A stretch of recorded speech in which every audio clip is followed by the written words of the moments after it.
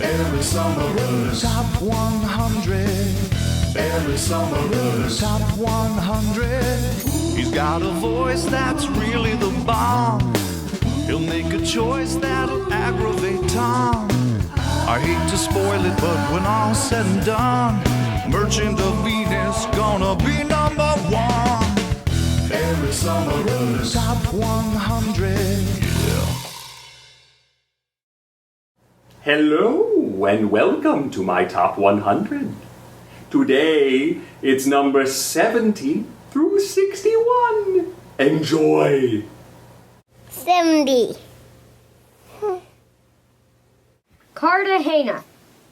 At number 70, Cartagena remains one of my go-to gateway games. What I love about this is the look of recognition as I teach this to a non-gamer.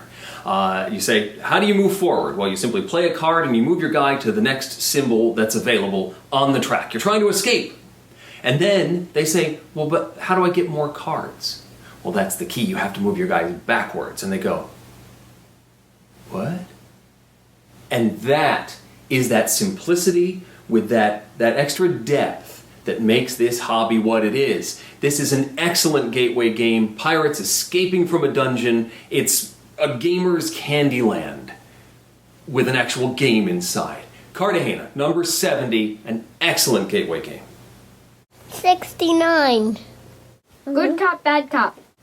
Good Cop, Bad Cop is a new addition to the list. This is extremely portable. In fact, while I was looking for it, I couldn't find it because it was in my travel bag to go to conventions. The current version of the game does come in a maybe twice the size, maybe 3 times the size box. Still portable, just not quite as, talk boxy as this is.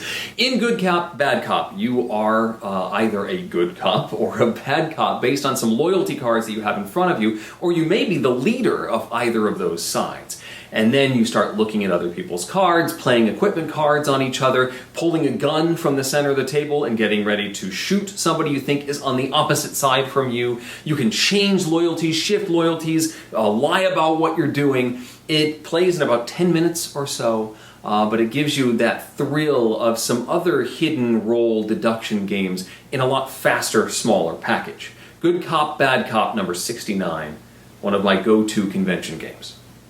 68. For sale. Number 68 is For Sale. Stefan Dora Classic, another great gateway game. You are buying and selling real estate. In the first half of the game, you will be acquiring these various cards, numbered 1 through 30, I think, getting progressively better, more valuable, and you'll be acquiring these into a hand, which you will then, in the second round of the game, play to get checks, and then most money at the end of the game wins. You don't even need to explain the second half of the game when you teach this to new people. You could just start from the very beginning as an auction and then sort of a resource management game in the second half. Terrific for new players to the hobby and available in lots of different sizes. This is the Uber Play edition. You can get, I think Griffin Games has the current version of this, and you can get it in all different sizes, travel, ease, that sort of thing. Number 68, For Sale. 67. Carcassonne. For Sale had actually dropped several spaces on my list, but Carcassonne has improved its standing in the last couple of years. This is the Woodbox Carcassonne The City, which is my favorite edition of the game, but all of them are quite good. Each one has sort of a slight differentiation in the rules. I think this is just, I still love the game and just other things have filtered around it, and again, new players is really the key to this. Ease and explanation. I like this version because it has these walls that you can build and then sort of sentinels that stand on the wall and look at buildings down below. But all of them are fantastic. It is the granddaddy of tile-laying games and an excellent addition to the list. Carcassonne, my number 67. 66. Forbidden Island. Now, it's obvious I like playing games with my kids, and one that my children really enjoy is Forbidden Island. This is the Matt Leacock distillation of the pandemic concept. The two games are very similar, but this one is really blinged out. The production from Gamewright on this is really fantastic. You got these cool, tokens. These are the talismans you're trying to play for. The fire, I always love this sort of plastic fire. It's incredibly well produced at a very affordable price point, but also an excellent training tool for cooperative games. A lot of the concepts in Forbidden Island will later be used in more complicated games, more grown-up games, and just it's a stellar production that's very enticing to the kids in my family. Forbidden Island, my number 66. 65. Zendo. Moving a little bit in the number 65 slot is Zendo, and my set is pretty old school. This is just a plain old box of Ice House pyramids. The Ice House or Looney pyramids are produced by Looney Labs. They're these plastic pyramids. And Zendo is one of the many games that you can play with Ice House, or Looney Pyramids. The rules are available online. You cannot currently get a boxed version of Zendo, but Zendo is a guessing game where you're trying to suss out what a particular rule is based on the structures that you build throughout the course of the game. You'll build a structure, and then the master, who has made up the rule, will tell you whether that structure follows the rule or not.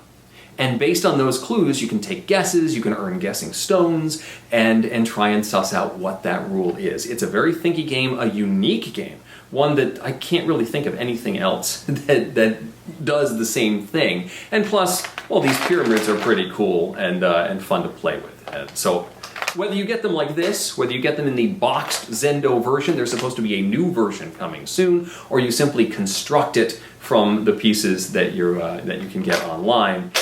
Zendo is an excellent game, and my number 65. 64. Trains. Number 64 is a new addition to the list, and that is Trains. This includes the first major expansion, Rising Sun, in this box. Getting pretty heavy. Tom has called Trains the Dominion Killer.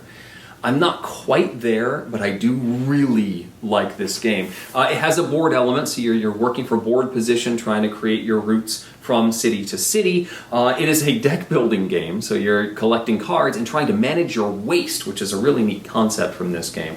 When you take certain actions, you're going to get waste cards into your deck, and managing that, getting rid of those cards, is part of the play of the game.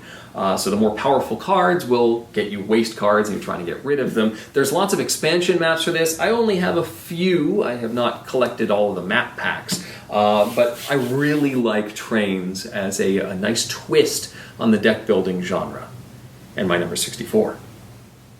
63. Star Trek Fleet Captains. Number 63 is one of the monsters of my collection. That is Star Trek Fleet Captains. This was my number 50 last time we did the list. I think it's that it just hasn't hit the table as often. This is an epic game. It's going to take some time. It's going to take some space on your table for sure. But if you're a fan of Star Trek and you love all of the various incarnations of the show, the different generations, next gen, original series, and you like that exploration, that discovery aspect with a little bit of lasers and photon torpedoes, this game captures that.